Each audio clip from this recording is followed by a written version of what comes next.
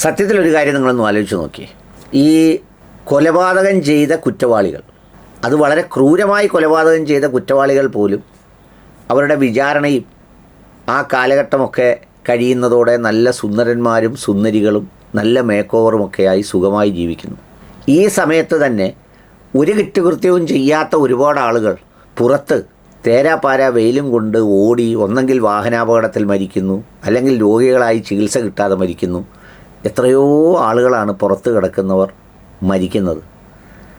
കാരണം വേറൊന്നുമല്ല, ഈ പുറത്ത് ജീവിക്കുന്നവന് അഷ്വേഡായിട്ടൊന്നുമില്ല. എന്നാൽ ജയിലിൽ കഴിയുന്നവന് അവന് വളരെ കൃത്യമായ ആരോഗ്യ ചികിത്സയും പരിചരണങ്ങളും ഭക്ഷണം ബാക്കിയുള്ള ഏർപ്പാട്. കാരണം ജയിലിൽ ഒരാൾ മരിച്ചു എന്ന് പറഞ്ഞാൽ അത് വലിയ കോളിളക്കമായി മാറുന്നൊരവസ്ഥയുണ്ട്. ഉടനെ ജയിൽ പീഡനമായി മറ്റു പല പ്രശ്നങ്ങളായി. എന്നാൽ ഇവർക്കാർക്കെങ്കിലും ഇതുപോലെ എന്തെങ്കിലും ശിക്ഷ കിട്ടുന്നോ? നിങ്ങളൊന്ന് ഓർത്ത് നോക്കൂ. ഗോവിന്ദചാമിയെ പിടിച്ചുകൊണ്ട് പോകുമ്പം എങ്ങനെ ഇരുന്നതാണ് ഗോവിന്ദചാമി. പിന്നെ ഗോവിന്ദചാമി വളരെ സുന്ദരനായി മിടുക്കനും സുമുഖനുമൊക്കെ ആയതിന് ശേഷമാണ് പിന്നീട് മതിൽ ചാടാൻ വേണ്ടിയാണ് പുള്ളി വെയിറ്റ് കുറച്ച് വീണ്ടും രൂപം മാറ്റുന്നത്. ഇല്ലെങ്കിൽ ഒരു സിനിമയിൽ അഭിനയിക്കത്തക്ക നിലയിൽ അത്രയും ഭംഗിയുള്ള ഒരാളായിട്ടിരുന്ന ആളാണ്. ചെന്താമരയുടെ സ്ഥിതി ഒന്ന് ആലോചിച്ച് നോക്കിയേ. ചെന്താമര ഒരു കൃത്രിമിയുടെ കൂട്ട് നടന്ന ചെന്താമരയെ കൊണ്ടുപോയി നല്ല സന്തോഷമായിട്ട് ആരോഗ്യമൊക്കെ വെപ്പിച്ച് പുറത്തിറങ്ങി വീണ്ടും രണ്ടുപേരെ കൊന്നു. ഇപ്പം ചെന്താമര തന്നെ ആവശ്യപ്പെട്ടു വിചാരണാ വേളയിൽ എന്നെ ഇറക്കി വിട്ടാൽ ഞാൻ ഇനിയും ആരെയെങ്കിലും കൊല്ലുമെന്ന്. അതുപോലെ കോളിളക്കം സൃഷ്ടിച്ച ഒരു കേസാണ് നമ്മുടെ ജോളി കൂടത്തായി. 5 or 6 പേർക്ക് സയനൈഡ് കൊടുത്തു കൊന്നു എന്ന് പറഞ്ഞ് കേരളം ഞെട്ടിയ കേസാണ്.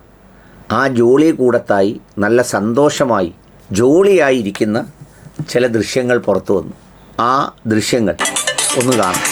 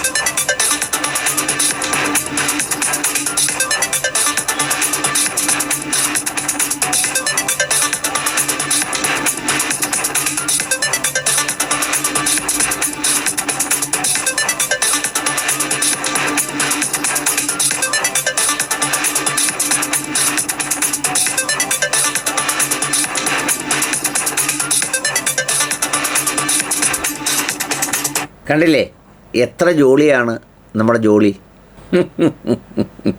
പിടിച്ചപ്പോൾ ഉള്ള ജോലിയാണോ ഇത്? അല്ല.